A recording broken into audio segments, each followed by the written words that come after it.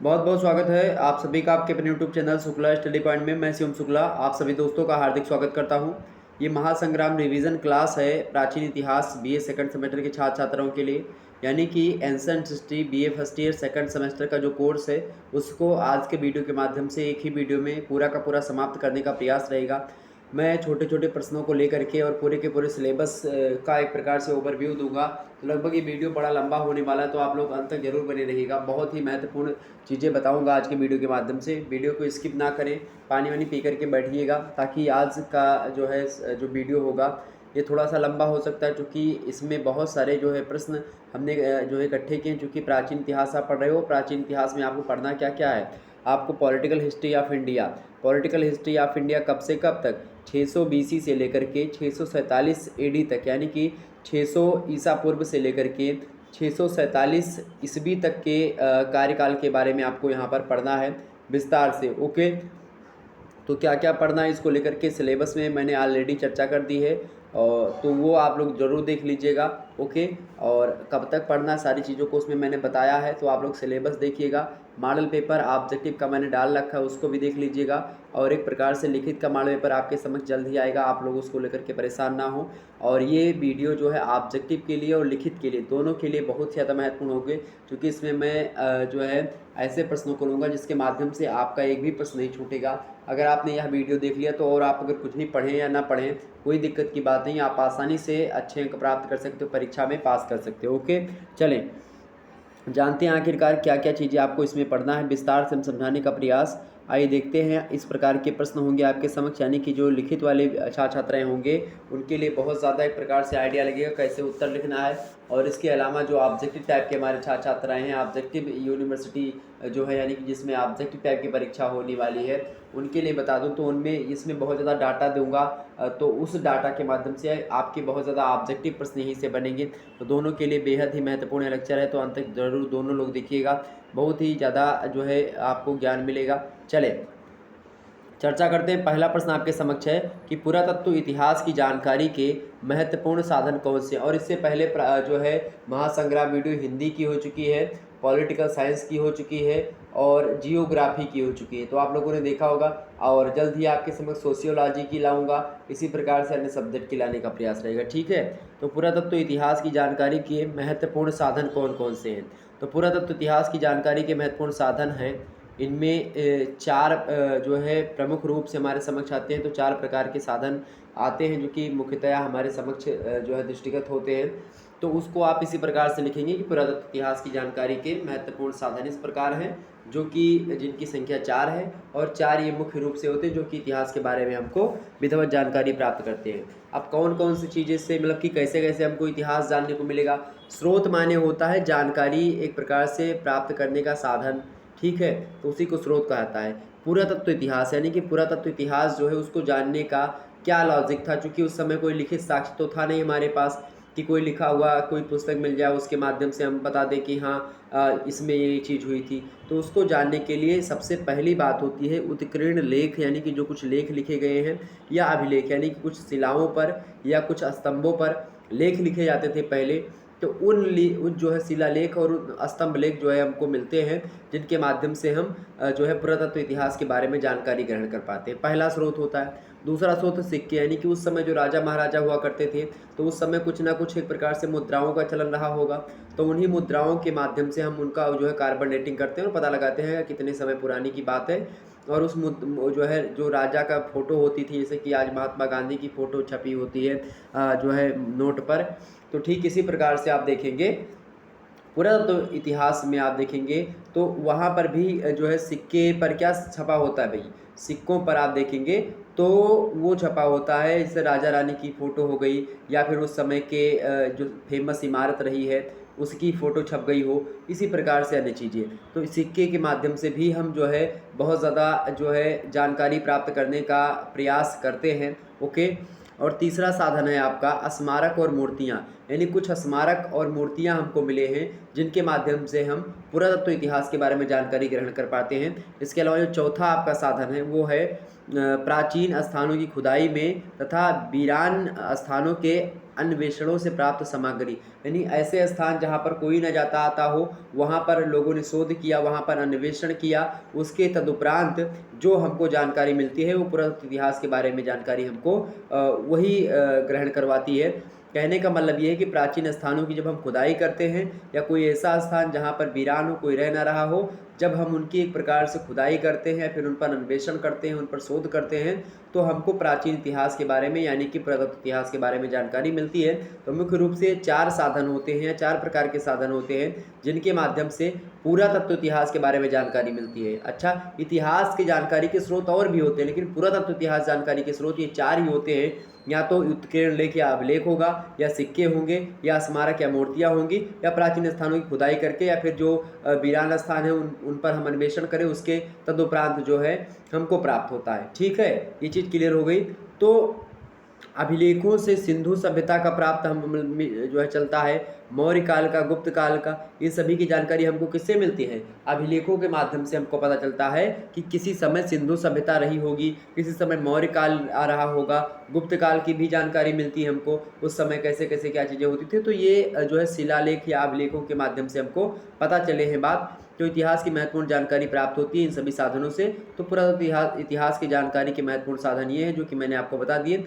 आगे चलते हैं। तो इस प्रकार से आपसे प्रश्न अगर पूछा जाएगा कि पुरातत्व इतिहास की जानकारी के महत्वपूर्ण साधन कौन कौन से हैं, सभी साधनों का विस्तार से वर्णन कीजिए। ऐसे प्रश्न आपके लघु उत्तरीय और दीर्घ उत्तरीय में पूछे जाएंगे। अति लघु उत्तरीय में तो यही प्रश्न पूछा जा सकता है। तो इस प्रकार से आप आसानी से, अगर आपके अंदर थोड़ा सा भी टैलेंट है, तो आप बना करके भी आप लघु उत्तरीय और दीर्घ उत्तरीय टाइप के प्रश्न को लिख सकती हो।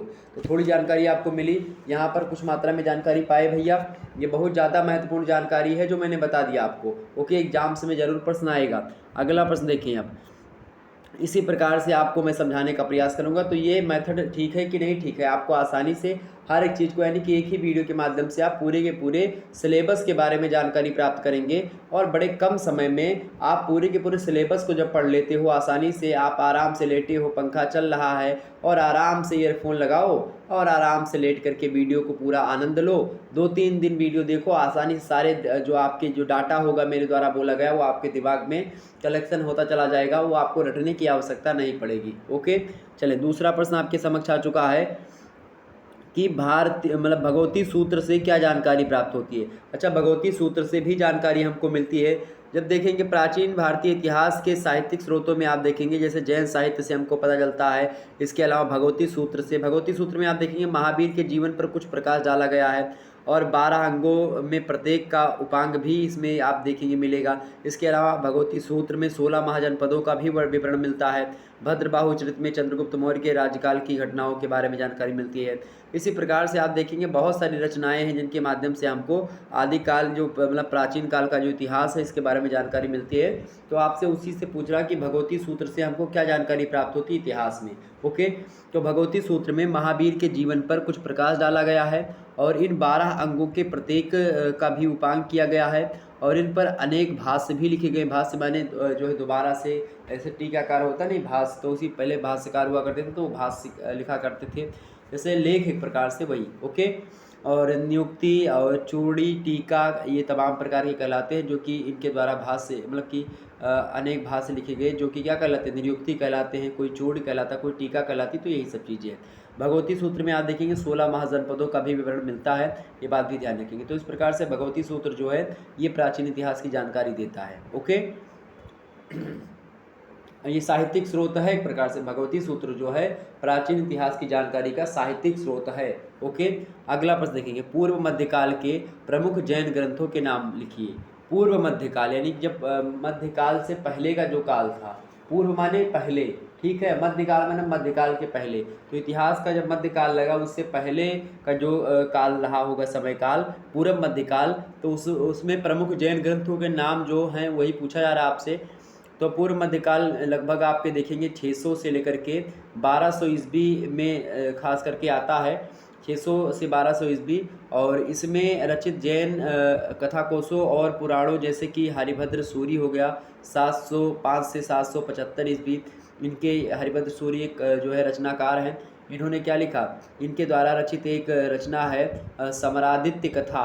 समरादित्य जो कथा है, या फिर जो है धूर्ताख्यान, धूर्ताख्यान, समरादित्य कथा और कथा कोश, ये जो है एक प्रकार से हरिभद्र सूरी के द्वारा रचित है, जो कि जैन ग्रंथ है। इसके अलावा उद्योतन सूरी, जो कि 778 ईस्वी के आसपास रचनाएं आती हैं इनकी, और उनका रचनाओं का नाम है कुबलय माला। कुबलय माला इनकी रचना है। और इसी प्रकार से जो है सिद्ध ऋषि सूरी आप देखेंगे 605 ईस्वी, इनके द्वारा रचित कौन सी रचना है, उपमिति भाव जो है प्रपंच कथा। उपमिति भाव प्रपंच कथा किसने लिखी है, मतलब कि सिद्ध ऋषि सूरी ने। और ये पूर्व मध्यकाल का एक प्रकार से प्रमुख जैन ग्रंथ है। ये सब जैन कवि हैं, जैन के एक प्रकार से, जो जैसे कि हिंदुओं में आप देखते हैं कि यहाँ हिंदू ग्रंथों में या फिर जो है जो लिखने वाले होते हैं ऋषि मुनि, ठीक है, उसी प्रकार से ये सब भी हैं। इसके अलावा जिनेश्वर सूरी द्वारा रचित कथा कोश प्रकरण, और 9वीं शताब्दी ईस्वी में जिनसेन के द्वारा रचित आदि पुराण, और गुणभद्र ने उत्तर पुराण से तत्कालीन भारतीय समाज की सामाजिक और धार्मिक दशा की जानकारी जो है देते हैं ये सारे के सारे ग्रंथ। तो इस प्रकार से पूर्व मध्यकाल के कुछ जैन ग्रंथ हैं जो कि यहाँ पर मैंने आपके समक्ष रखे। आगे देखते हैं अगला प्रश्न। चौथा नंबर प्रश्न आपके समक्ष आ गया त्रिपिटक। त्रिपिटक क्या है भैया, त्रिपिटक में किसका वर्णन है, त्रिपिटक में किसका वर्णन है, फटाफट से बताने का प्रयास करेंगे। त्रिपिटक में किसका वर्णन है, ये त्रिपिटक जो है सबसे प्राचीन ग्रंथ, मतलब कि बौद्ध ग्रंथ है। कौन, त्रिपिटक। त्रिपिटक जो है सबसे पुराना जो है क्या है, त्रिपिटक ग्रंथ सबसे पुराना है और ब्राह्मण ग्रंथों के समान ही भारतीय इतिहास के साधन के रूप में बौद्ध साहित्य का विशेष महत्व रहता है। तो उसी बौद्ध साहित्य में आप देखेंगे जो त्रिपिटक है, इसमें 3 नाम आते हैं खास करके त्रिपिटक में। एक तो आता है आपका जो है सुत्त पिटक, एक आता है विनय पिटक, और एक आता है अभिधम्म पिटक। ओके, ये बात ध्यान रखिए। तो वही पूछा रहा कि त्रिपिटक में किसका वर्णन है, तो सुत्त पिटक। आपने त्रिपिटक के 3 भाग हैं। त्रिपिटक के कितने भाग हैं भैया, त्रिपिटक के 3 अंग हैं, एक तो सुत्त पिटक, एक विनय पिटक और एक अधिधम्म पिटक।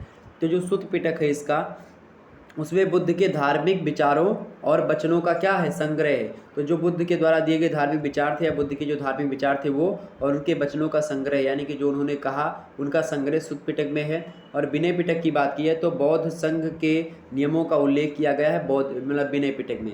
विनय पिटक में क्या है, जो बौद्ध संघ होगा उसके जो द्वारा जो बनाए गए नियम हैं, या उसमें क्या नियम चलेंगे, किस प्रकार से जो है एक प्रकार से लोग जिएंगे, तो उस प्रकार के नियमों को इसमें संग्रहित किया गया जो है बौद्ध संघ के विनय पिटक में।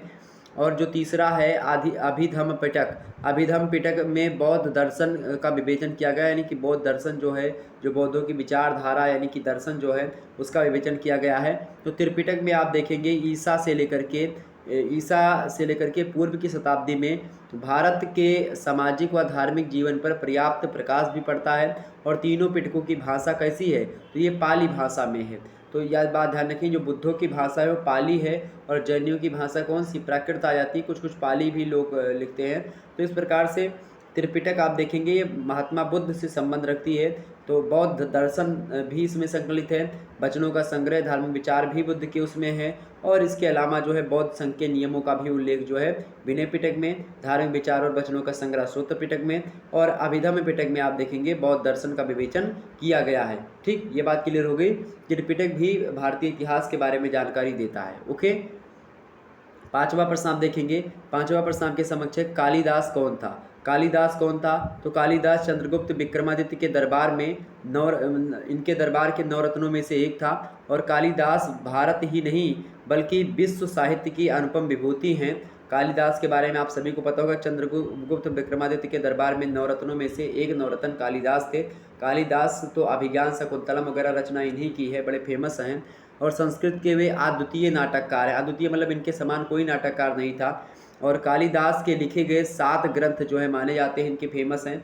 7 ग्रंथ में आप देखें, कुमार संभव हो गया, रघुवंश, ये भी महाकाव्य है रघुवंशम, रघुवंश हो गया, अभिज्ञान शाकुंतलम बड़ा फेमस है। इसके अलावा विक्रमोर्वशीय, और इसके अलावा आप देखेंगे मालविकाग्निमित्र, ये भी एक नाटक है मालविकाग्निमित्र। इसके अलावा मेघदूत आप बड़ा फेमस है, मेघदूत में आप देखेंगे ओके, जो है बादल को जो है दूत बना करके भेजा जाता है इसमें मेघदूत। तो ये लंबी लंबी कल्पनाएं जो है, और इतनी कल्पनाएं पाश्चात्य समाजों में आप बहुत बाद में आकर के देखोगे कि ये कल्पनाएं लोगों ने करना प्रारंभ करी। कालिदास बहुत पहले से इस प्रकार की कल्पना में माहिर थे। ऋतु संहार यानी गीत काव्य है ये ऋतु संहार। तो इस प्रकार से इनकी 7 रचना है, कुमार संभवम, रघुवंश, अभिज्ञान शकुंतलम, विक्रमो वर्षियम, मालविकाग्निमित्र और मेघदूत, और इसके अलावा ऋतु संहार, ये इनके 7 ग्रंथ माने जाते हैं कालिदास महोदय के। इसके अलावा कालिदास के और भी अनेक ग्रंथ जो है बतलाए जाते हैं, जैसे रामायण तथा महाभारत से महाकाव्य की जिस काव्य परंपरा का प्रारंभ हो चुका था, कालिदास की लेखनी ने उसे चरमोत्कर्ष तक पहुंचाया। और रघुवंश में रघु की दिग्विजयों का भी वर्णन किया गया। रघु समझ रहे हैं रघु कौन है? रघु भगवान श्री रामचंद्र के पूर्वज हैं रघु। कहते हैं कि रघुकुल रीति सदा चली आई, प्राण जाए पर बचन न जाई। तो वही रघु हैं, उन्हीं के नाम पर रघु का कुल यानी कह रहा है, मतलब कि जो है तुलसीदास जी कह रहे हैं कि रघुकुल रीत यानी कि रघु के कुल की रीत ये है कि प्राण चला जाता है लेकिन वचनों से लोग जो है अपने हटते नहीं, अपने वचनों का पालन पूर्ण रूप से करते हैं। तो वचन के लिए अपने प्राणों का बलिदान देते हैं रघुवंश के लोग जो हैं, ठीक है यार, रघुवंशी जो है, इसीलिए भगवान का एक नाम क्या है? रघुवंश भी है ओके, क्योंकि रघु के वंशज हैं। रघु बड़े फेमस राजा हो, इसीलिए अच्छा जो फेमस होते हैं किसी भी वंश में, उन्हीं के वंश पर जो है उन्हीं का वंश बोल दिया जाता है, ठीक। तो रघु के दिग्विजयों का भी वर्णन है इसमें रघुवंशम में। और इस काव्य के द्वारा कालिदास ने भारत की राजनीतिक तथा सांस्कृतिक एकता का आदर्श हमारे सामने रखा है, और साथ ही साथ आदर्श राजा के लक्षण भी बतलाए हैं। कालिदास के अन्य ग्रंथों का भी ऐतिहासिक महत्व है। ऐतिहासिक दृष्टि से देखें, चाहे राजनीतिक दृष्टि से देखें और चाहे सांस्कृतिक दृष्टि से देखें, जो कालिदास की रचना है वो बड़ी फेमस मानी जाती है और इसके माध्यम से हमको बहुत कुछ जानकारी मिलती है ओके। आगे बढ़ते हैं, अगला प्रश्न देखते हैं। अच्छा, जो है विशाख दत्त कौन थे? कालिदास एक कवि हैं, बड़े फेमस कवि हैं, आपको पता ही होगा, ये सारी चीज़ें मैंने बता दी। अब आ गया आपके समझ क्या? विशाख दत्त। विशाख दत्त जो है ये एक प्रकार से बात की जाए तो प्राचीन भारत के ये साहित्यकार हैं, प्राचीन भारत के साहित्यकार हैं। जैसे विशाख दत्त हो गए, शूद्रक हो गए। तो शूद्रक जो हैं ये गुप्त काल के महान नाटककार थे और 4वीं शताब्दी में एक प्रकार से ये खास करके अपनी भूमिका निभाते हैं। और इनकी एक रचना है मृच्छकटिक, ये नाटक है, बड़े फेमस नाटक है, संस्कृत साहित्य में एक अत्यंत रोचक नाटक के रूप में हमारे समक्ष आता है। शूद्रक का जो मृच्छकटिक का है, सेकंड सेमेस्टर बीए में आप देखेंगे संस्कृत साहित्य जिन छात्र छात्रों ने लिया होगा, संस्कृत लिया होगा, उनको कालिदास के बारे में पढ़ना है, शूद्रक के बारे में पढ़ना है, विशाख दत्त की भी रचना मुद्रा राक्षस हो गई, ये सब आपको पढ़ना पड़ता है। तो चले, शूद्रक के बारे में मैंने आपको बता ही दिया। विशाख दत्त कौन थे भाई? विशाख दत्त के बारे में बताइए। तो विशाख दत्त जो हैं ये भी गुप्त काल के कौन है? विशाख दत्त गुप्त काल के साहित्यकार थे। विशाख दत्त कौन थे? गुप्त काल के साहित्यकार थे। और इन्होंने आप देखेंगे मुद्रा राक्षस नामक नाटक की रचना करी। और चाणक्य ने जिस प्रकार नंद वंश का नाश करके चंद्रगुप्त मौर्य को मगध के सिंहासन पर प्रतिष्ठित किया था, उसका इस नाटक में सुंदर चित्रण जो है इन्होंने किया है। यानी जिस प्रकार से चंद्रगुप्त मौर्य को चाणक्य जो थे यानी कि जो कौटिल्य थे, उन्होंने जिस प्रकार से नंद वंश का नाश किया, घनानंद का एक प्रकार से पूरा का पूरा विनाश करके चंद्रगुप्त मौर्य को मगध के सिंहासन पर प्रतिष्ठित किया और पूरा अखंड जो है एक प्रकार से भारत का निर्माण करवाया, तो उस पूरे के पूरे जो एक प्रकार से वो रहा विवरण रहा है, उसको अपने नाटक में इन्होंने चित्रित किया है। और विशाख दत्त ने देवी चंद्रगुप्त नाटक भी लिखा है। देवी चंद्रगुप्त नाटक इन्होंने भी लिखा है। किसने? विशाख दत्त ने, जिसके आधार पर इतिहासकारों ने रामगुप्त की कहानी भी बनाई है। रामगुप्त की कहानी जो है, अच्छा इतिहासकार लोग जो है इन्हीं सभी रचनाओं को टटोलते हैं, फिर तथ्यों को खोजते हैं, फिर उसके बाद में क्या करते हैं? इतिहास लिखते हैं ओके। तो रामगुप्त की जो कहानी बनाई जाती है वो इतिहासकारों ने बनाई है, वो देवी चंद्रगुप्त नाटक के आधार पर ही है। तो विशाख दत्त के बारे में जानकारी मैंने आपको दे दी, गुप्त काल के ये साहित्यकार थे ओके। 7वां प्रश्न आपके समक्ष आ चुका है, फाहियान कौन था? फाहियान जो था मेरे प्यारे दोस्तों, ये चंद्रगुप्त विक्रमादित्य जो थे, चंद्रगुप्त विक्रमादित्य के शासनकाल में भारत में आया था और ये चीनी यात्री था फाहियान। और वह एक बौद्ध भिक्षु भी था फाहियान जो था, और चीनी यात्री था। इसने क्या किया? 399 ईस्वी में भारत के लिए प्रस्थान किया था और धर्म की पुस्तकों की खोज भी करी तथा बौद्ध के तीर्थ स्थानों के दर्शन के लिए भारत में प्रवेश किया था खास करके। और फाहियान ने अपना संपूर्ण समय बौद्ध पुस्तकों के अध्ययन में बिताया। पूरी यात्रा में उसे 15 वर्ष लगे थे भारत यात्रा में, जिसमें से 6 वर्ष उसने भारत में बिताए थे। तो 15 वर्ष मतलब कि 6 साल उसने भारत में बिताए और 15 वर्ष उसको पूरी यात्रा करने में लगे। बौद्ध जहाँ जहाँ बौद्ध का चीज़ें थी वहाँ वहाँ ये गया। इस प्रकार से ये फाहियान जो था ये किसके समय में आया था? चंद्रगुप्त विक्रमादित्य के शासनकाल में ये भारत में आया था। ये एक चीनी यात्री था। ओके, तो इतना लिख देंगे आपका हो जाएगा। अगला प्रश्न देखेंगे। अच्छा, इससे से वही पूछा आता है, बस केवल अति लघुत्तरीय टाइप के प्रश्न, और लघुत्तरीय पूछा जाएगा या दीर्घोत्तरीय तो उसमें से 2-3 लोगों के बारे में पूछ लेगा, ठीक है, या चीनी यात्रियों का विवरण दीजिए, ऐसे पूछेगा। अगला प्रश्न, कादम्बरी का क्या महत्व है? कादम्बरी क्या महत्व है भाई कादम्बरी का? कादम्बरी जो है ये बाणभट्ट की रचना है। कादम्बरी, हर्षचरित्र और चंडी शतकम, ये 3 ग्रंथ जो हैं ये मुख्य रूप से बाणभट्ट के हैं। और बाणभट्ट जो थे ये हर्षवर्धन के क्या थे? बाणभट्ट जो हैं ये हर्षवर्धन के दरबारी विद्वान थे, तो उन्हीं की रचना है कादम्बरी। तो कादम्बरी का क्या महत्व है भाई, इसको समझ लेते हैं। कादम्बरी बाणभट्ट का क्या है? एक प्रकार से ये एक काव्य संग्रह है। कादम्बरी बाणभट्ट का क्या है? एक काव्य संग्रह है, किंतु इस ग्रंथ में उस समय के धार्मिक तथा सामाजिक जीवन पर अच्छा प्रकाश पड़ता है। कादम्बरी की कथा श्रृंगार रस प्रधान और जटिल भी है, और इस ग्रंथ की पूरी कथा एक तोते द्वारा कहलवाई गई है। आप देखेंगे कादम्बरी जो है ये बाणभट्ट की एक काव्य ग्रंथ है, जिसके माध्यम से एक तोता एक कथा कहता है, और पुंडरीक कथा का उपनायक है। पुंडरीक जो है वो कथा का उपनायक है। कादम्बरी तथा महाश्वेता क्रमशः नायिका और उपनायिका हैं। कथा राजा शूद्रक की राज्यसभा से प्रारंभ होती है। तो राजा शूद्रक की एक प्रकार से जो राज्यसभा है वहीं से कथा प्रारंभ होती है। एक तोता जो है उस कथे को कहता है।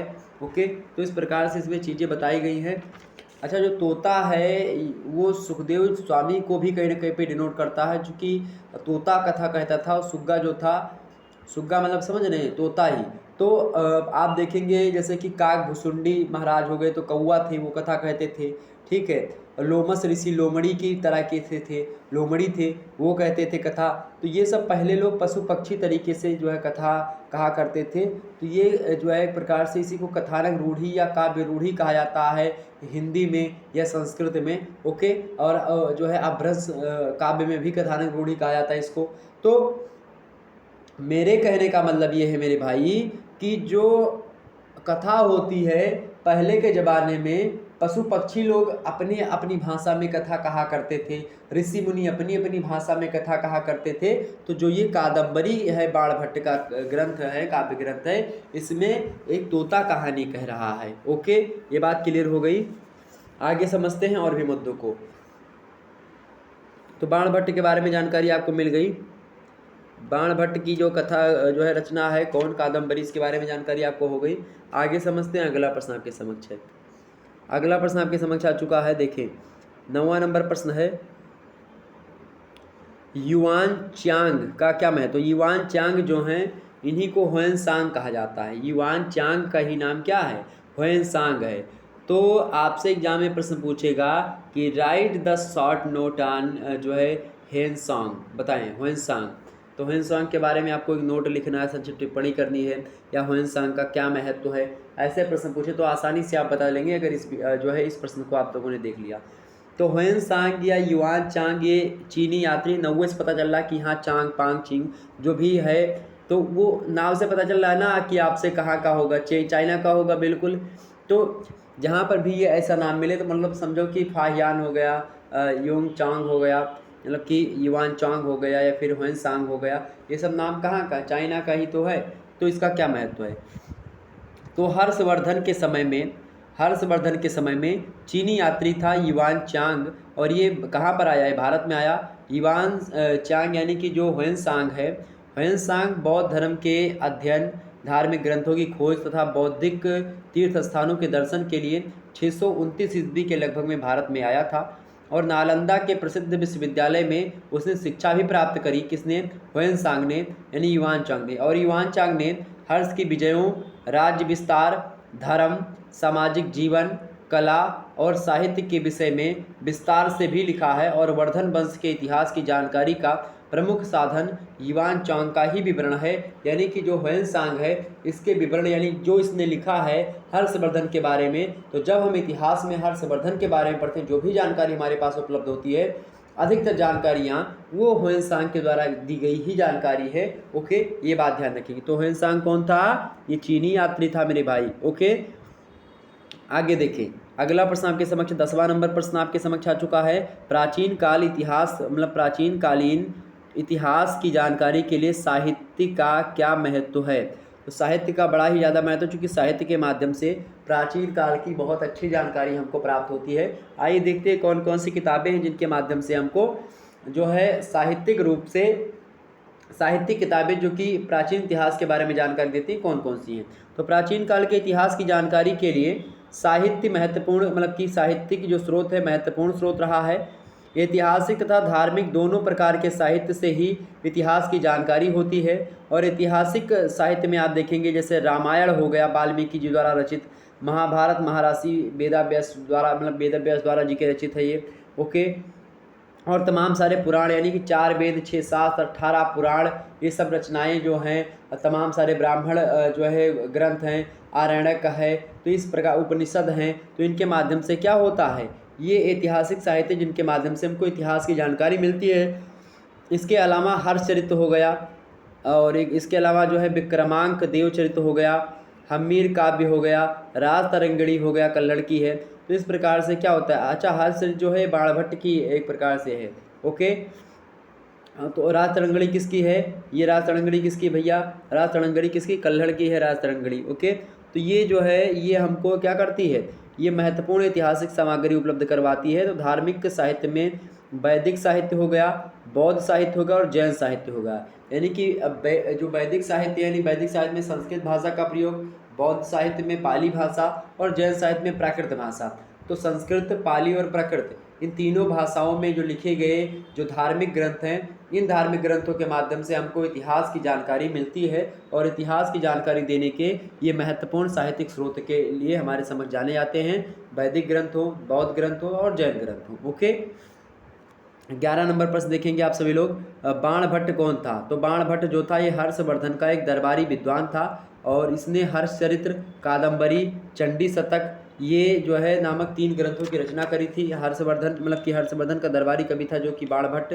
तो बाणभट्ट की रचना कौन कौन सी? हर्षचरित्र, कादम्बरी और चंडी शतक।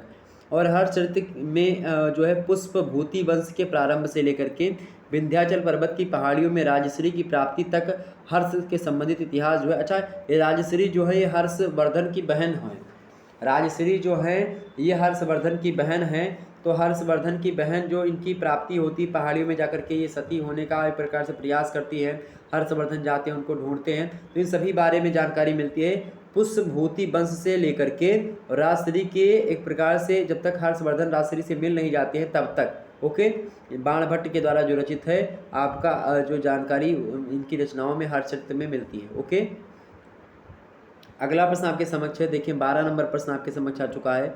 12वां नंबर प्रश्न है, बड़ा ही अच्छा प्रश्न आपके समक्ष आ चुका है। तो इस प्रकार से आप लोग समझ रहे हैं सारे के सारे इतिहास के बारे में आपको जानकारी मिल रही है बड़े कम समय में और बड़े सटीक तरीके से आपको जानकारी उपलब्ध हो पा रही होगी।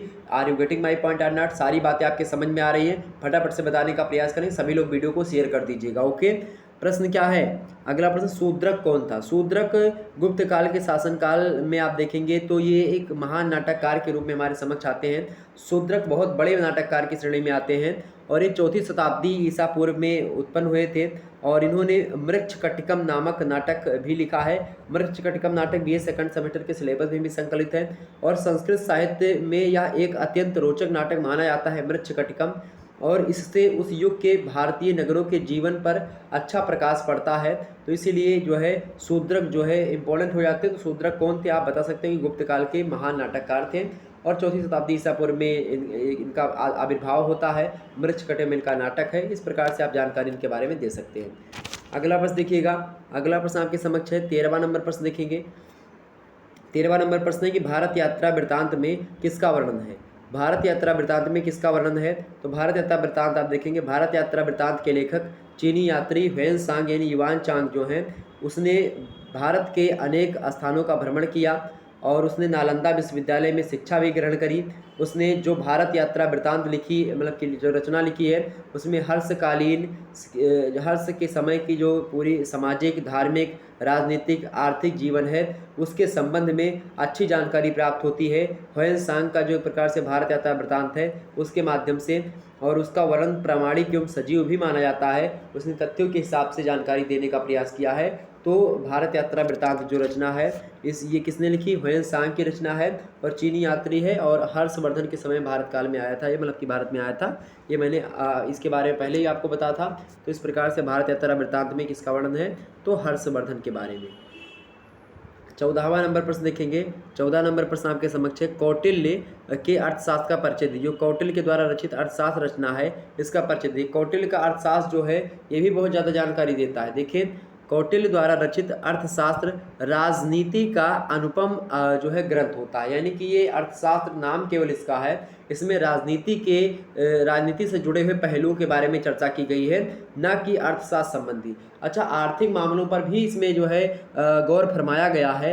आर्थिक मामलों में भी जो है इन्होंने लिखा है बड़े आसानी से, कोई दिक्कत की बात नहीं थी। लेकिन राजनीतिक पहलुओं पर विस्तार से चर्चा करने का प्रयास मतलब कि हर्षवर्धन बोल रहा हूँ, जो मौर्य काल का जिसको बनाया था इन्होंने, चंद्रगुप्त जो थे उनकी जानकारी पूरी की पूरी मिलती है। राजनीति में कहीं ना कहीं पे बोले तो आज कहते नहीं कि राजनीति का चाणक्य किसको बोला था, तो राजनीति में चाणक्य से बढ़कर कोई नहीं था पूरे संसार में। ओके, और यह मौर्यों के काल के इतिहास को जानने का प्रमुख साधन है कौटिल्य का अर्थशास्त्र।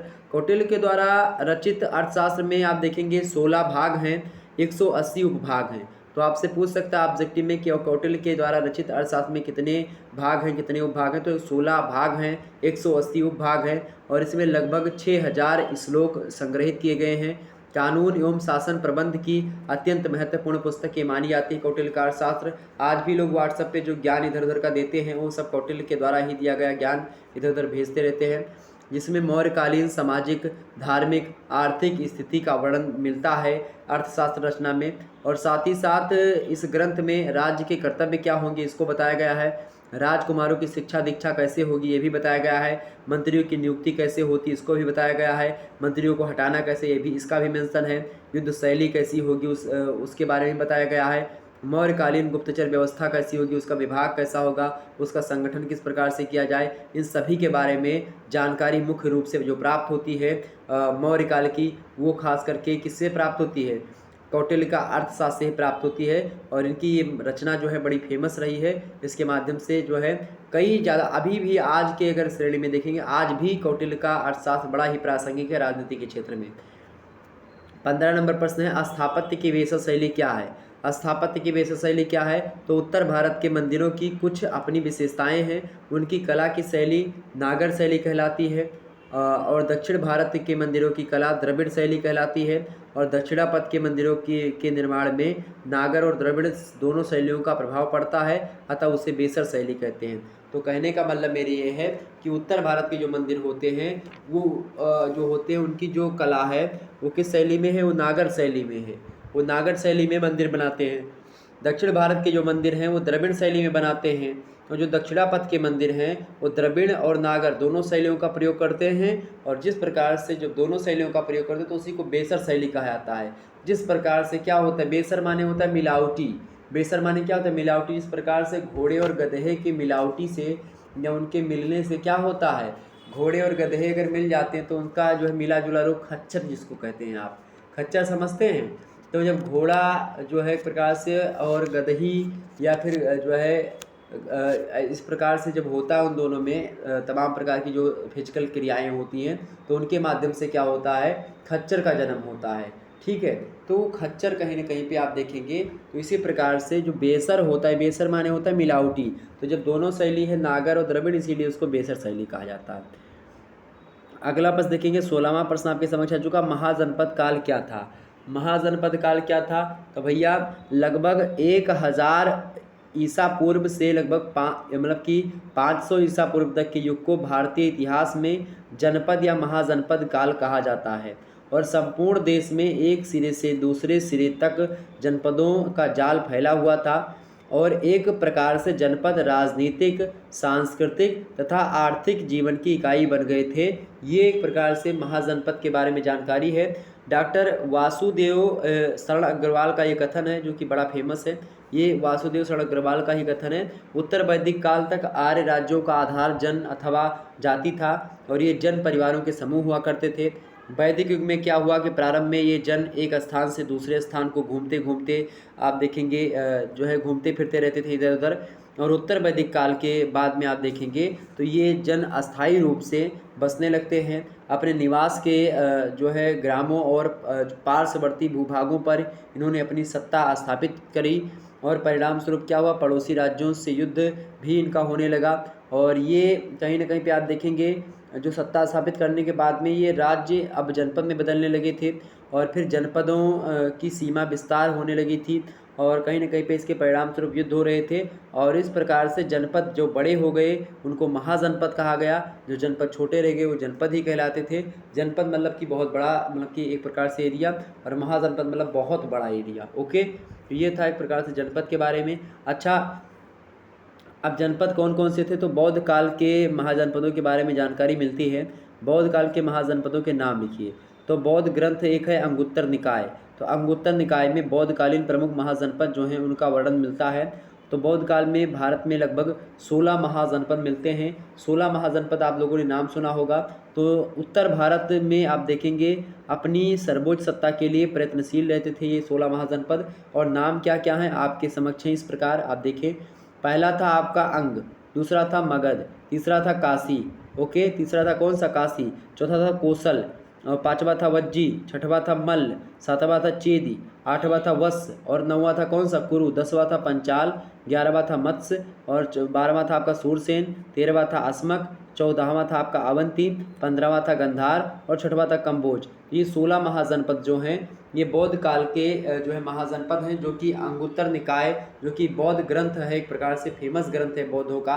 तो उस बौद्ध ग्रंथ में बौद्ध कालीन महाजनपदों का वर्णन मिलता है जिनकी संख्या 16 है, जो कि मैंने आपको बता दिया। स्क्रीन पर विजुअल है, आप लोग स्क्रीनशॉट ले सकते हो। ओके, और मैं आप व्यवस्था करूंगा कि इसकी जो है एक प्रकार से PDF जो है आपको टेलीग्राम पर उपलब्ध करवा दी जाए, तो टेलीग्राम आप ज्वाइन कर लीजिएगा। ओके, आगे बढ़ते हैं। अगला प्रश्न आपके समक्ष है। अगला प्रश्न देखिए, 18वां नंबर प्रश्न आपके समक्ष दिया हुआ है। 18वां नंबर प्रश्न क्या दिया हुआ है, सभी लोग देखने का प्रयास करेंगे। सभी लोग देखें, कौशल महाजनपद का मतलब कि कहाँ स्थित है।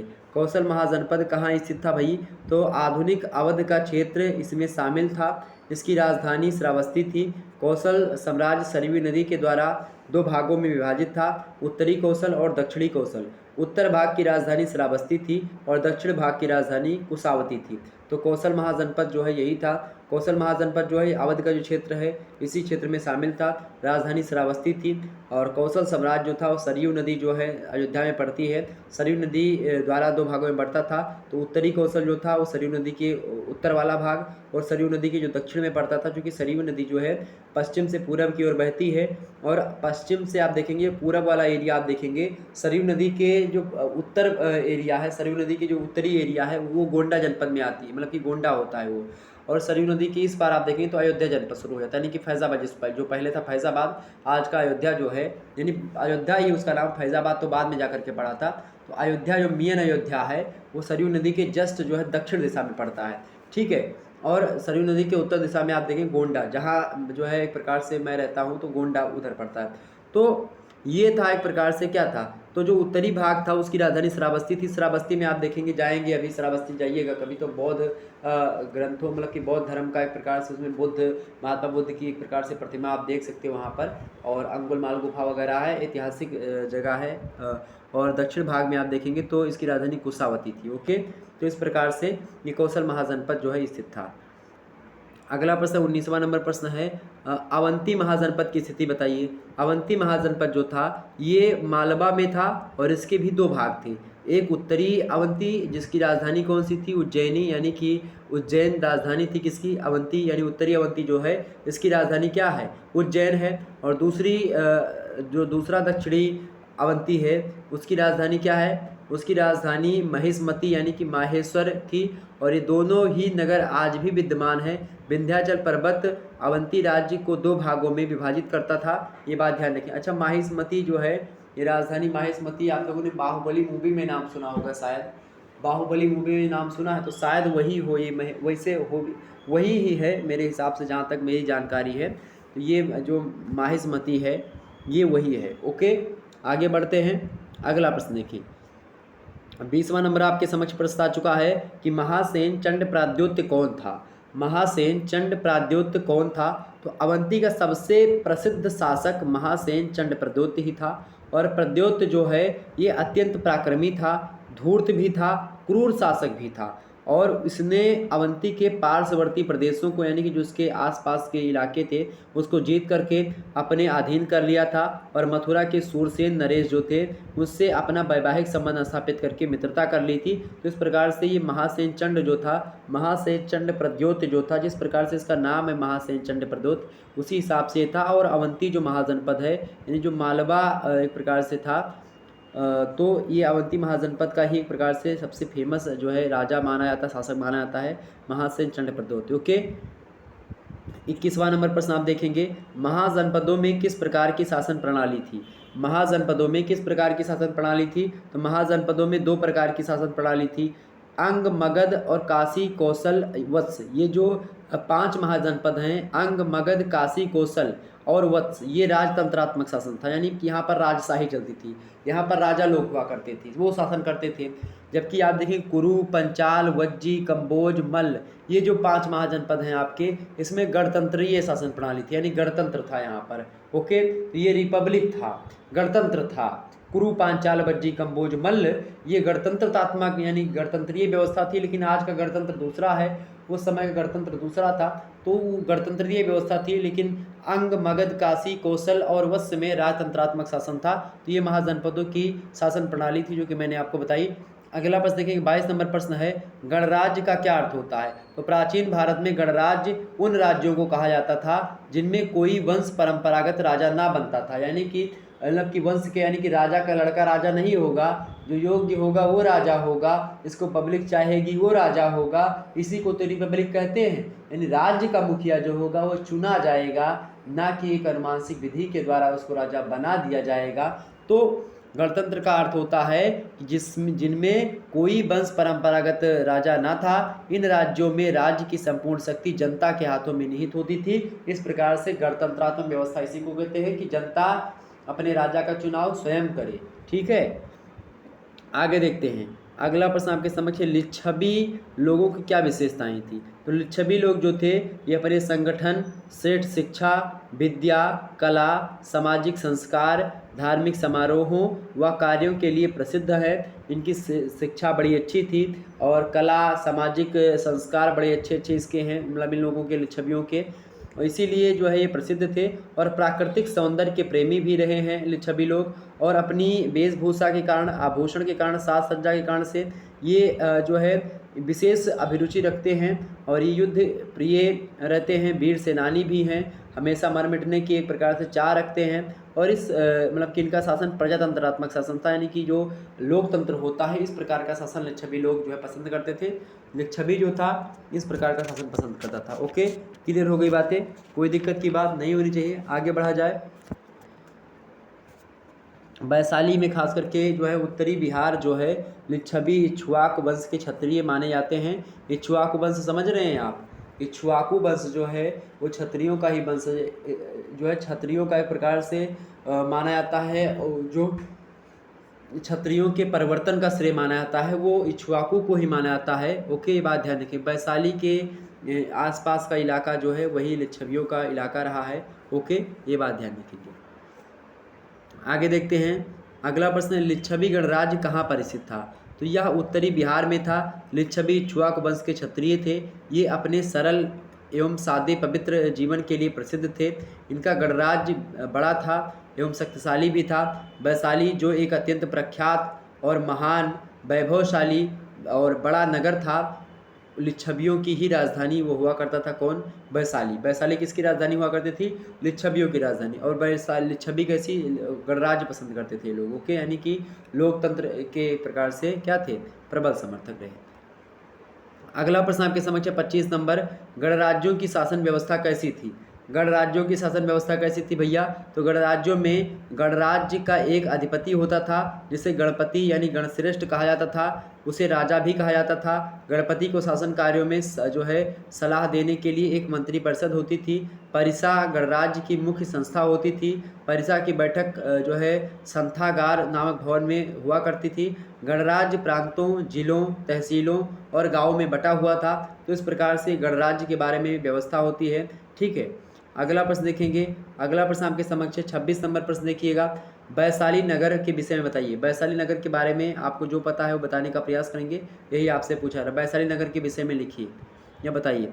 तो आधुनिक मुजफ्फरपुर जो जिला पड़ता है, उसी जिले का बासाड़ नामक ग्राम जो कि गंडक नदी के तट पर स्थित है, प्राचीन वैशाली का अवशेष माना जाता है। और यह नगर विशाल जो है राजप्रासादों, सार्वजनिक भवनों, चैत्यों, विहारों, विशाल नगरकोटों, सिंह द्वारों इसके लिए प्रसिद्ध था। और उस समय वैशाली में बड़े बड़े योद्धा, धर्माचार्य, तपस्वी, दिग्गज, विद्वान ये सब निवास किया करते थे, जिसमें महाली, महानाम सिंह, सेनापति, भद्देकर और सच्चक ये महान पुरुष जो है इसी वैशाली नगर से संबंधित हैं। तो इस प्रकार से इसके बारे में मैंने जो कुछ जानकारी दी आपके समक्ष आपके स्क्रीन पर विजुअल है, आप लोग स्क्रीनशॉट लेना चाहे तो ले लीजिएगा। अगला प्रश्न देखिएगा, वत्स गणराज्य कहाँ पर स्थित था? वत्स गणराज्य जो था ये कहाँ पर स्थित था भैया? तो इसकी राजधानी यानी वत्स की राजधानी कौन सी थी? कौशाम्बी। वत्स जो महाजनपद है इसकी राजधानी क्या थी? इसकी राजधानी क्या थी भाई? इसकी राजधानी थी जो है वैशाली, कौशाम्बी।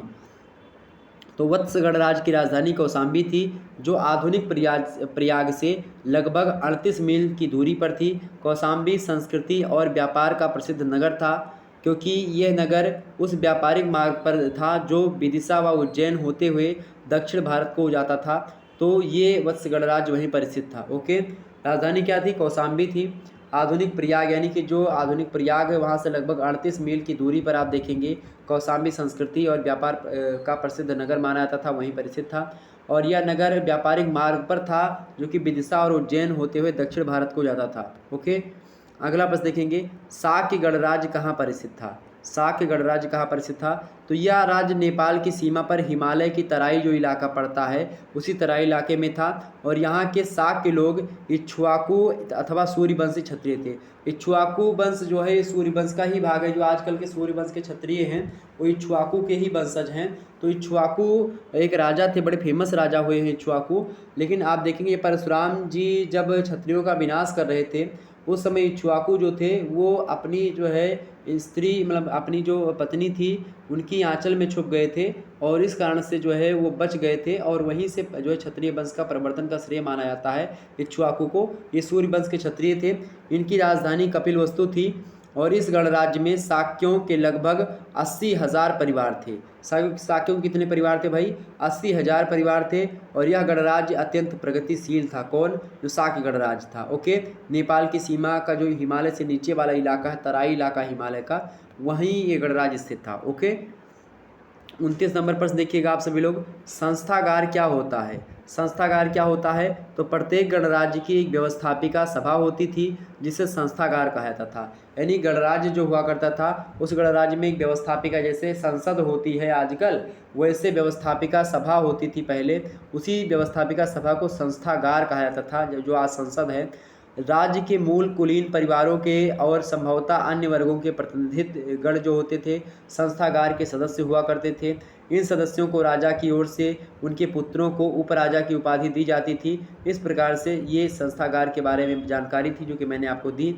अगला प्रश्न देखिए, 30वां नंबर प्रश्न आपके समक्ष है, गणराज्यों के पतन के प्रमुख कारण क्या थे?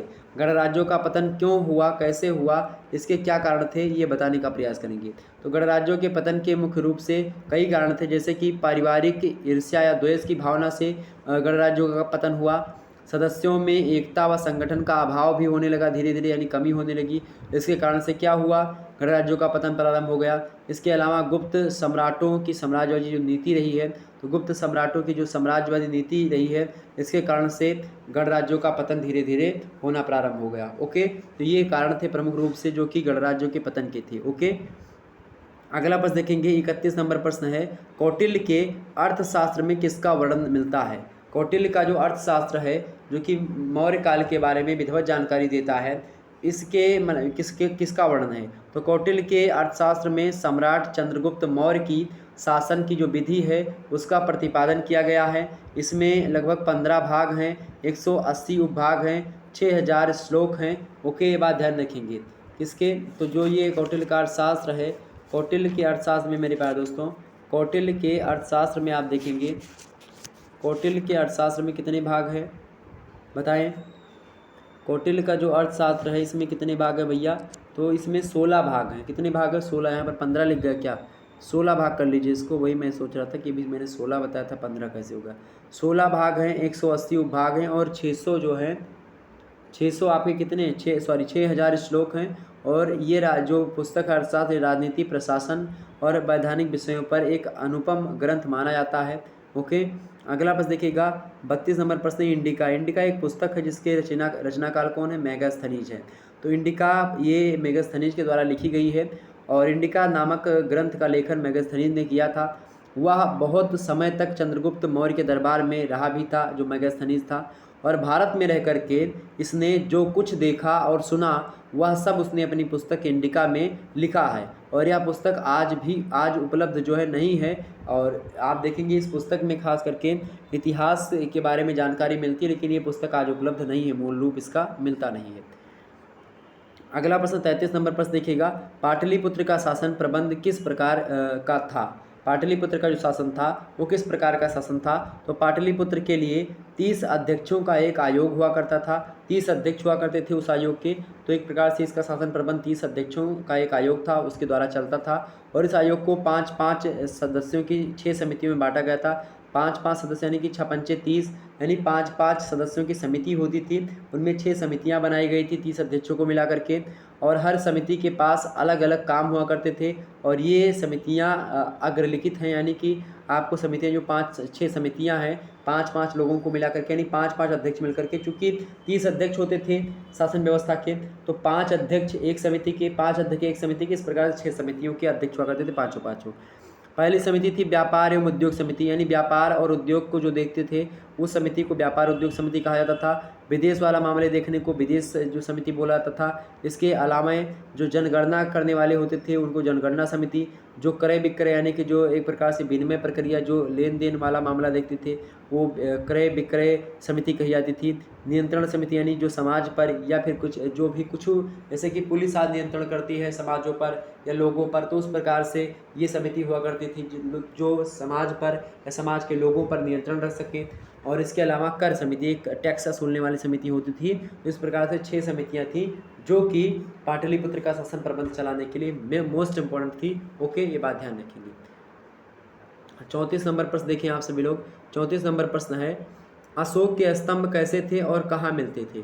अशोक के स्तंभ कैसे थे और कहाँ मिलते थे। तो ये स्तंभ लगभग 16 मीटर ऊंचे, वजन में लगभग 80 टन के होते थे और एक ही पाषाण यानी एक ही पत्थर को काट करके बनाए जाते थे। सबसे मज़ेदार बात यह है, सबसे अच्छी बात है कि जो स्तंभ होते थे अशोक के वो 16 मीटर के आसपास ऊंचाई थी उनकी, वजन 80 टन का था और एक ही पत्थर को काट करके बनाया। सबसे बड़ी विशेषता कि एक ही पत्थर काट करके ये स्तंभ बनाए जाते थे। अशोक के ऐसे स्तंभ सारनाथ का स्तंभ, सांची का स्तंभ, रुक्मिणदेही का स्तंभ, लौरिया नंदनगढ़ का स्तंभ, रामपुरवा का स्तंभ, कौशाम्बी का स्तंभ, प्रयाग का स्तंभ और दिल्ली का स्तंभ, ये तमाम प्रकार के स्तंभ हैं जो कि इन स्थानों पर यानी कि दिल्ली में, प्रयाग में, कौशाम्बी, रामपुरवा, नंदनगढ़, लौरिया नंदनगढ़, रुक्मिणदेही, सांची, सारनाथ, इन सभी स्थानों पर इनके स्तंभ लगे हुए हैं अशोक के, जो कि 16 मीटर ऊंचे हैं और 80 टन के वजन में हैं। ओके, एक ही पत्थर को काट करके बनाए गए हैं। 35 नंबर प्रश्न आप देखिएगा। 35 नंबर प्रश्न है, कलिंग युद्ध का अशोक पर क्या प्रभाव पड़ा। कलिंग युद्ध का अशोक पर क्या प्रभाव पड़ा? तो कलिंग युद्ध के भीषण हत्या कांड का अशोक के हृदय पर इतना गहरा प्रभाव पड़ गया था कि उसने यह निश्चय कर लिया कि वह राज्य विस्तार की नीति को त्याग देगा और भविष्य में कभी युद्ध भी नहीं करेगा। युद्ध के स्थान पर वह सबसे मैत्री रखेगा और इसी युद्ध के बाद भी उसने बौद्ध धर्म को अपना लेता है कि जो है अब मैं मतलब कि उसने बौद्ध धर्म से प्रभावित हुआ और बौद्ध धर्म को अपना लिया।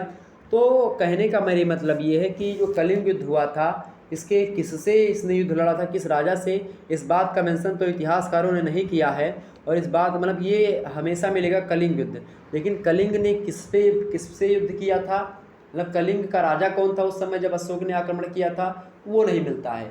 कलिंग के एक राजा खारबेल का वर्णन इतिहास में मिलता है जरूर, लेकिन कलिंग युद्ध जब हुआ था अशोक ने उस पर हमला किया था उस समय कौन वहाँ का राजा था इसका वर्णन जो है नहीं मिलता। एक अशोका मूवी है, अगर आप लोग अशोक के बारे में जानकारी चाहते हैं तो अशोका मूवी है शाहरुख खान की और करीना कपूर की, आप उसको देखिएगा तो उसमें कुछ जानकारी आपको ज़रूर मिल जाएगी अशोक के बारे में, तो देख लीजिएगा, मूवी से ही आप इतिहास पढ़ लें। हालांकि मैंने बहुत ज़्यादा वो मूवी आपको बताई है जो कि आपको बड़ी फेमस लगी।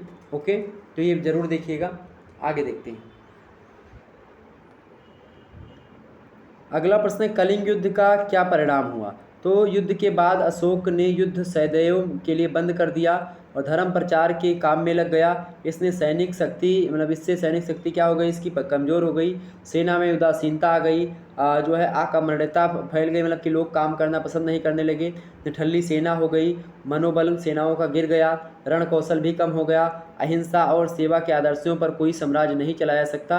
तो इस प्रकार से क्या हुआ, साम्राज्य इसका धीरे धीरे ढहने लगा, लोग जो है कब्जा करने लगते हैं। तो इस प्रकार से क्या होता है, अशोक जो है ये कलिंग युद्ध में इतना भीषण नरसंहार हुआ था कि इसने देखा जाकर के वहाँ पर गया, चक्रिया गया, इतना खून, इतने लोग मरे पड़े हैं और एकदम से हैदास सवार हो गए इनको कि अरे बाप रे बाप, इतना लोगों की मृत्यु, अरे एक युद्ध के लिए, साम्राज्य विस्तार के लिए क्या जीवन में रखा है। खास करके आज अगर लोग ऐसे समझ जाएं, हिंदू धर्म तो हमेशा शुरुआत से ही बताता है, अच्छा जैसे ये जरूरी नहीं कि जो बौद्ध धर्म या जैन धर्म में जो बताया जा रहा है ये हिंदू धर्म से कुछ अलग बताया जा रहा है, थोड़ी बातें इन लोगों की विचारधारा से मिलती हैं, बाकी सारे के सारे उपनिषदों से, वेदों से, पुराणों से, इन्हीं सब से लिए गए हैं। ओके, ये बात ध्यान रखेंगे। तो हिंदू धर्म में पहले से है कि जो है सारी नश्वर है, नैनम छिदन शस्त्राणी नैनम दहति पावका न चनम क्लेदंती आपको ना सोचित मारता, यानी आत्मा केवल अजर अमर और अविनाशी है, इसके अलावा कुछ नहीं। आत्मा को ना तो शस्त्र भेज सकते हैं, ना जल के द्वारा इसको डुबोया सकता है, ना वायु इसको उड़ा सकती, सुखा सकती है, ना अग्नि जला सकती है, किसी भी प्रकार से आत्मा नष्ट नहीं हो सकती, एक रूप से दूसरे रूप में परिवर्तित हो सकती है लेकिन विनष्ट नहीं हो सकती है। लेकिन बाकी प्रकृति की जितने भी वस्तु हैं वो नश्वर हैं मेरे प्यारे दोस्तों, ये बात ध्यान रखिएगा, सारी चीज़ें नश्वर हैं लेकिन जो आत्मा है वही अजर अमर और अविनाशी है, जिसका विनाश नहीं होता है। तो ये बात जो है पहले से हिंदू धर्म ग्रंथों में बताई गई है, ठीक है। तो कलिंग युद्ध में यही परिणाम हुआ कि लोग सैनिक जो है क्या हो गए, धीरे धीरे उनका मनोबल डाउन हो गया, आलसी हो गए, और इस प्रकार से कलिंग युद्ध के बाद में ये तमाम प्रकार की घटनाएं होती हैं। अगला प्रश्न आपका 37 नंबर है, कलिंग युद्ध के पश्चात अशोक ने क्या घोषणा करी थी? बढ़िया प्रश्न है। तो कलिंग युद्ध के पश्चात अशोक ने क्या घोषणा करी थी भैया? कलिंग युद्ध के पश्चात अशोक ने घोषणा की थी कि कलिंग युद्ध में जितने व्यक्ति मारे गए अथवा बंदी बना लिए गए उनके शतांश अथवा जो है सहस्त्रांश का भी यदि वैसा ही भाग्य रहा तो सम्राट के लिए ग्लानि की बात होगी। शतांश माने एक प्रकार से जो है एक प्रकार से 7 अंश उसका, या सहस्त्रांश यानी कि एक प्रकार से सहस्त्र अंश उसका, या 7 अंश भी अगर जो है ऐसी चीज़ें हो गई तो फिर ग्लानि होगी सम्राट के लिए।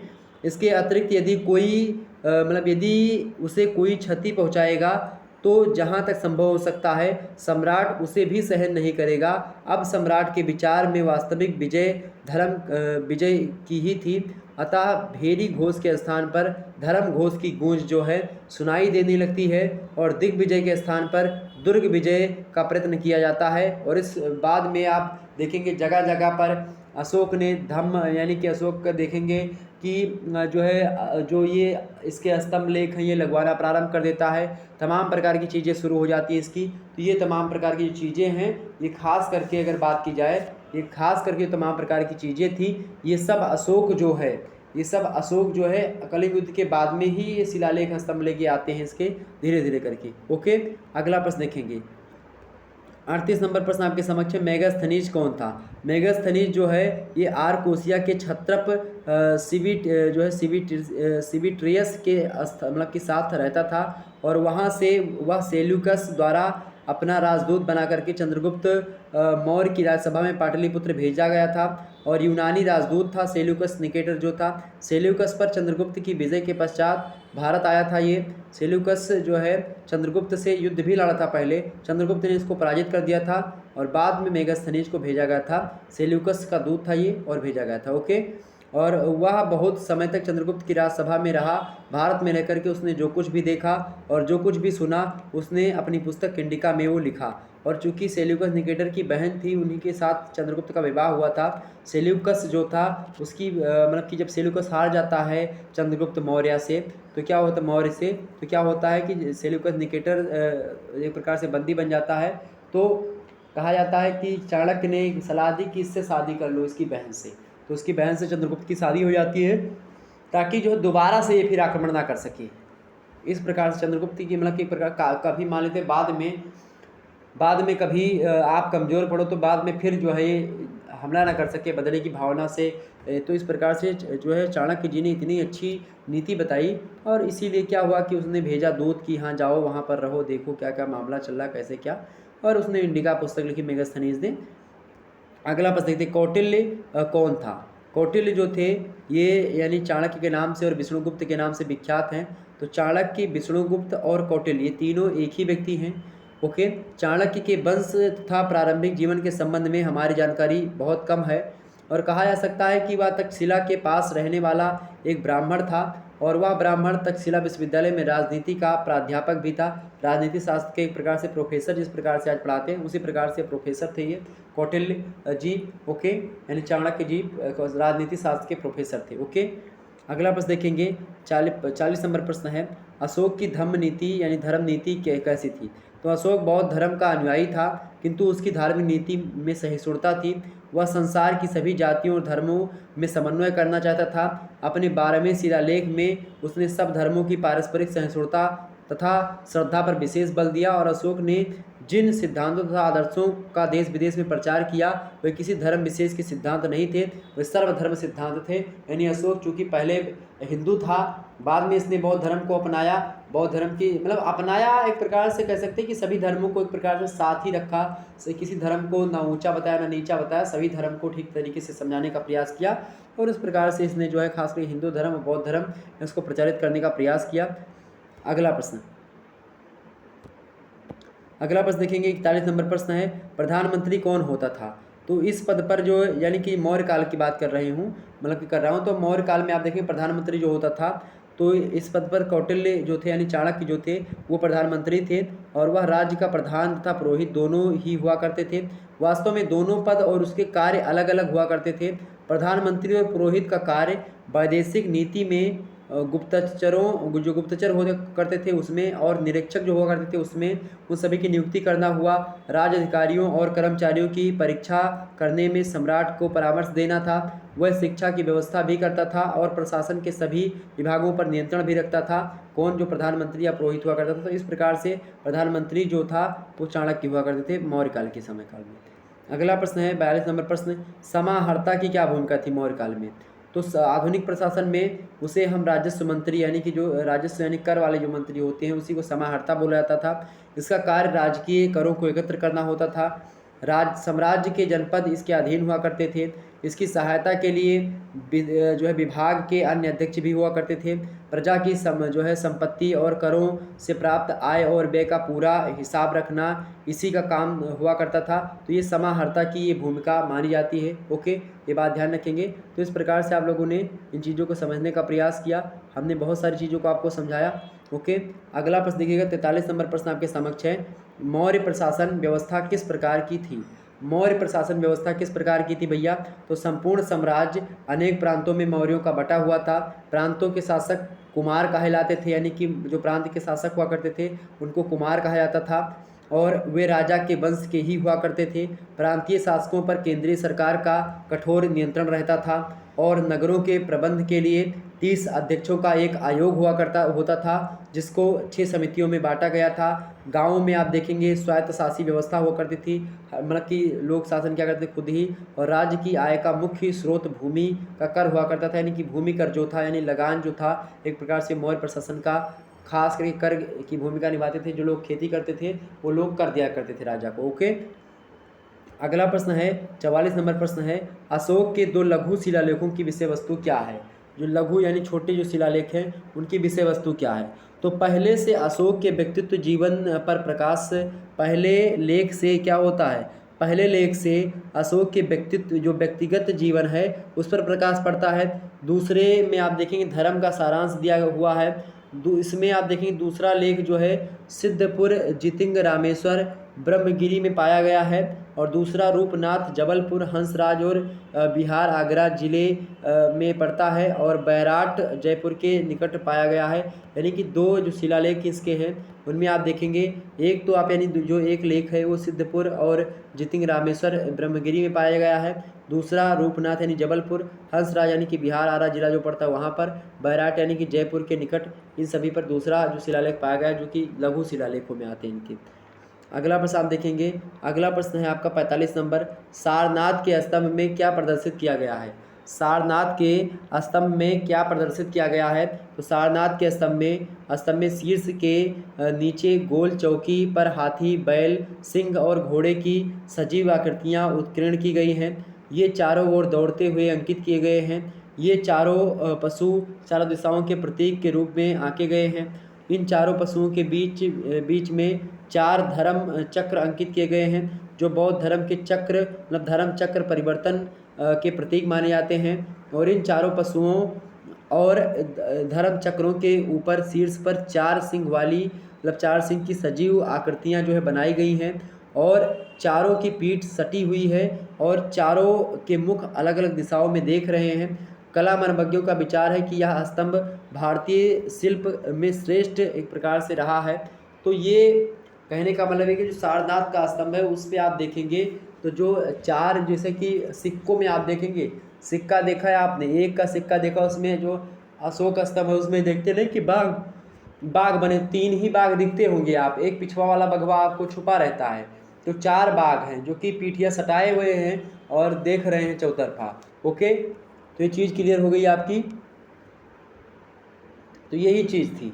ओके, सारनाथ के स्तंभ में आप देखेंगे ये चीज़ें मिलती हैं। गोल चौकी पर हाथी, बैल, सिंह और घोड़ा, ये जो है सजीव आकृतियाँ बनाई जाती थी, चारों ओर दौड़ते हुए अंकित किए गए, जो कि चारों दिशाओं के प्रतीक माने जाते हैं। इस प्रकार से सारनाथ का स्तंभ था। अगला प्रश्न देखेंगे 46 नंबर प्रश्न, सातवाहन वंश की स्थापना किसने करी थी। सातवाहन वंश की स्थापना किसने करी थी। तो पुराणों के अनुसार सातवाहन वंश का संस्थापक सिमुक था। कौन था। सातवाहन वंश का संस्थापक सिमुक था, जिसे सिंधुक या सिप्रक तथा शिशुक या मतलब कि शीशुक नाम से भी संबोधित किया गया है। वायु पुराण में कहा गया है कि आंध्र जातीय सिमुक यानी सिंधुक कनौ वंश के अंतिम शासक सुशर्मा की हत्या करके शुंगों की जो है अवशिष्ट शक्ति को समाप्त कर पृथ्वी पर शासन करेगा। इस प्रकार से जो है पुराणों में बताया गया है। ये चीज़ क्लियर हो गई। आगे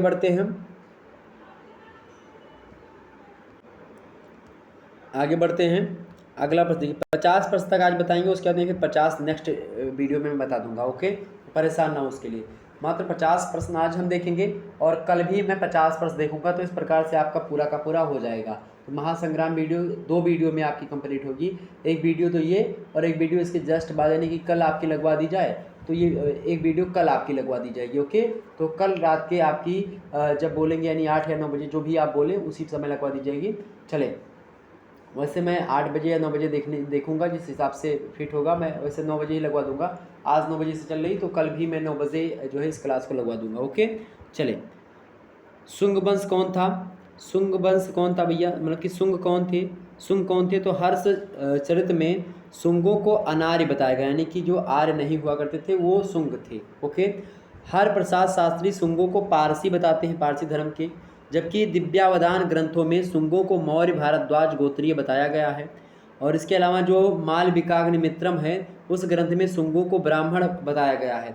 तो इस प्रकार से शुंग के बारे में कई ग्रंथों में अलग अलग जानकारी मिलती है। हर्ष चरित्र में अनार्य बताया गया। हरप्रसाद शास्त्री शुंगों को पारसी धर्म का बताते हैं। दिव्यावधान ग्रंथ में शुंगों को मौर्य भरद्वाज गोत्रीय कहा गया है। मल्लिकाग्निमित्रम में ग्रंथ में आप देखेंगे तो शूद्रों मतलब कि शुंगों को ब्राह्मण बताया गया है। तो शुंग के बारे में कुछ जानकारी थी। शुंग वंश की स्थापना किसने करी थी, आइए समझते हैं। शुंग वंश की स्थापना किसने करी थी, तो मौर्य वंश के अंतिम सम्राट बृहद्रथ की हत्या करके उसके सेनापति पुष्यमित्र शुंग ने क्या किया, 184 ईसा पूर्व में एक नवीन राजवंश की स्थापना की थी और भारतीय इतिहास में यह वंश शुंग वंश कहलाता है। ओके, ये बात ध्यान रखेंगे। तो मौर्य वंश का अंतिम शासक कौन था, बृहद्रथ था। मौर्य वंश का अंतिम शासक बृहद्रथ था। इसकी हत्या किसने करी, उसका बृहद्रथ का ही सेनापति था पुष्यमित्र शुंग। पुष्यमित्र शुंग जो था उसने जो है 184 ईसा पूर्व में एक जो है इसकी हत्या कर देता है और एक नवीन राजवंश की स्थापना की, जिस राजवंश का नाम शुंग वंश कहलाता है। ओके, ये बात ध्यान रखेंगे। तो इस प्रकार शुंग वंश के बारे में आपको जानकारी मिल गई। अगला प्रश्न 49 नंबर प्रश्न देखिएगा, हाथी गुम्फा अभिलेख में क्या जानकारी मिलती है। तो हाथी गुम्फा जो अभिलेख है उससे स्पष्ट होता है कि खारवेल महान विजेता था, इसीलिए उसने मगध और दक्षिण भारत में अनेक विजय की। उसकी विजयों से भयभीत होकर के यूनानी शासक मथुरा भाग गया था। जो यूनानी शासक था वो मथुरा भाग गया था। हम्फी मतलब जो हाथी गुम्फा अभिलेख है उसमें कहीं भी राजा खारवेल की पराजय का वर्णन नहीं मिलता है, जिससे ज्ञात होता है कि वह हमेशा विजयी ही रहा। तो हाथी गुम्फा अभिलेख से यही जानकारी खारवेल जो राजा हैं इनके बारे में जानकारी मिलती है और ये कभी हारा नहीं, ऐसा भी जानकारी यहाँ पर मिलती है, यानी कि कभी इसकी पराजय का वर्णन इसमें नहीं मिलता है। ओके, नेक्स्ट प्रश्न आप देखेंगे, सातवाहन वंश का अंतिम शासक कौन था। तो यश श्री मतलब कि यज्ञश्री सातकर्णी सातवाहन वंश का अंतिम शक्तिशाली शासक होता है और इसने यानी कि यज्ञश्री सातकर्णी जो है इसने शकों को पुनः पराजित करने के उपरांत पश्चिमी भारत के कुछ भाग तथा नर्मदा घाटी पर अपना अधिकार स्थापित किया और उसने पूर्वी तथा पश्चिमी दक्कन, जो दक्कन का पठार आज पर देखते होंगे आप, उस दक्कन पर शासन किया और गुजरात, काठियावाड़, मालवा, मध्य प्रदेश, आंध्र प्रदेश में उसकी मुद्राएं भी प्राप्त हुई हैं। इससे ज्ञात होता है कि ये यहाँ तक भी इसका शासन रहा होगा। यज्ञश्री ने यानी यज्ञश्री सातकर्णी ने कुल 27 वर्षों तक शासन किया और वह सातवाहन वंश का अंतिम शासक था और सबसे महान शासक भी मान सकते हैं आप। मतलब सबसे महान शासक नहीं, लेकिन फिर भी एक महान शासक की श्रेणी में, मतलब कि एक अच्छे शासक की श्रेणी में आप बना सकते हो। सातवाहन वंश का अंतिम शासक रहा है, 27 वर्षों तक शासन किया यज्ञश्री ने। ओके, इस प्रकार से आपने 50 प्रश्नों को समझा और जाना कि सारी चीज़ों को समझा विस्तार से। अब हम 51 प्रश्न, अच्छा इसका पतन कैसे हुआ, वासुदेव कौन था, इसके अलावा भी आप देखेंगे बहुत सारे प्रश्न आपके समक्ष आते रहेंगे। ये तमाम अभी बहुत चीज़ें बाकी हैं जो कि आपके सिलेबस को कंप्लीट करने में बाकी हैं। 116 प्रश्न लगभग हमारे समक्ष हैं। अब इनको मैं बताऊँगा नेक्स्ट डे यानी कि नेक्स्ट वीडियो में, यानी कल इसी समय क्लास आपकी होगी, तो उसको ज़रूर देखिएगा। मोस्ट इंपॉर्टेंट चीज़ें हैं क्योंकि उसमें बहुत ज़्यादा जानकारी आपको मिलने वाली है नेक्स्ट वीडियो में, तो आप लोग उसको ज़रूर देखिएगा। चलिए फिर मिलते हैं हम नेक्स्ट वीडियो में, तब तक के लिए आप सभी का बहुत बहुत धन्यवाद हमारे से जुड़ने के लिए। इसी प्रकार से अपना प्यार हमेशा बनाए रखिएगा। महासंग्राम सीरीज का एक प्रकार से पहला वीडियो है, नेक्स्ट डे यानी कल आपकी रात के 9 बजे से सेकंड वीडियो आपकी आएगी। ओके, धन्यवाद। इतनी बात क्लियर हो गई तो उसको जरूर देखिएगा। ये वीडियो अगर देखा, अगर वो नहीं देखा तो कंप्लीट नहीं है, उसको एक बार जरूर देख लीजिएगा। ओके, धन्यवाद आप सभी का, बहुत बहुत धन्यवाद।